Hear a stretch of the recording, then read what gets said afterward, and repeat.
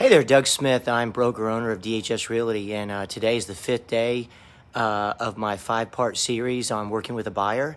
Yesterday, we ended with driving to the title company, and we said, take all the political stickers off the back of your car. You're going to have them pull up behind you at stoplights. A buyer doesn't want to know about your political leanings, and no one does really after you become a licensed agent. So anyways, you pull up to the title company. You're going to walk in. You're going to shake hands with the title closer. They're going to ask for a driver's license of the buyer. They're going to go make a copy. They're going to escort you into a room. I always like to ask the title closer where they want me to sit, and then they're going to seat the buyer. And then they're going to come back in with the driver's license to get back to the buyer with a stack of papers about 1.5 inches thick. And basically the buyer's going to start signing their life away. About 90% of the documents that a buyer signs simply say, you are who you say you are.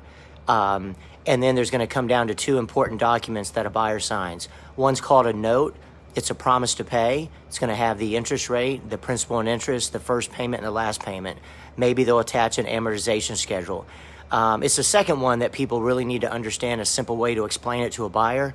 And I'm a big Pepe Le Pew fan. I watched him when I was growing up. I know he's been outlawed, but, you know, he was a skunk. And I watched him when I was little every Saturday morning and Sunday on cartoons. So in a Pepe Le Pew voice, I usually go, if you no pay, you no stay, when the title closer gives a document to the buyer. That document's called a deed of trust. And it basically says, if you no pay, you no stay.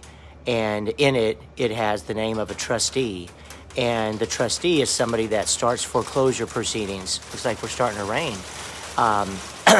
They start foreclosure proceedings.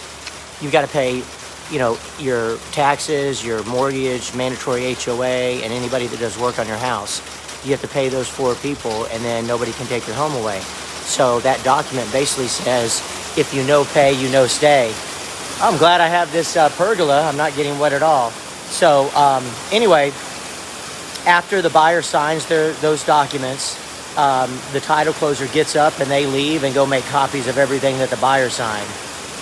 That's a perfect time. You'll be alone with the buyer for about 10 minutes to explain to them that they need to get a will. That's always important when you buy property. They need to file their homestead exemption on January 1st of the year that they live in the home. So if they close today, they can't file the homestead until January of next year. That's a free service. So they're going to get letters in the next 2 weeks from entities that will charge them $95 to file the homestead.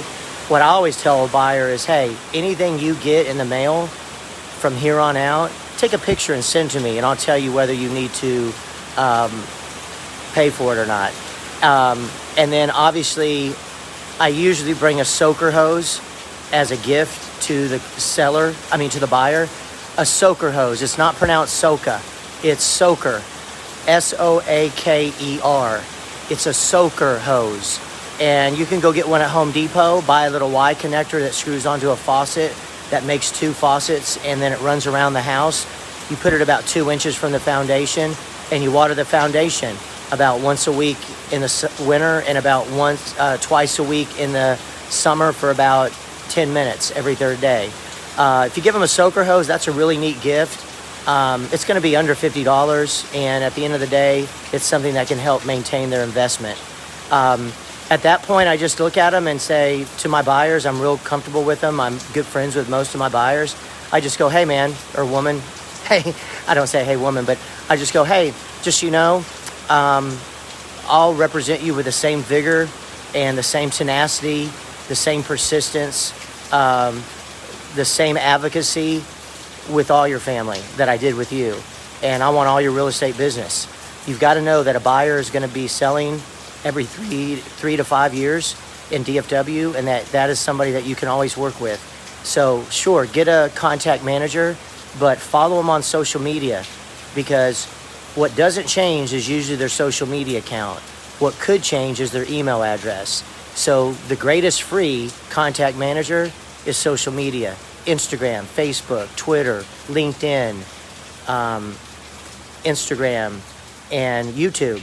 So what I always think is that you should always, go out and check out the brokerage that you're with.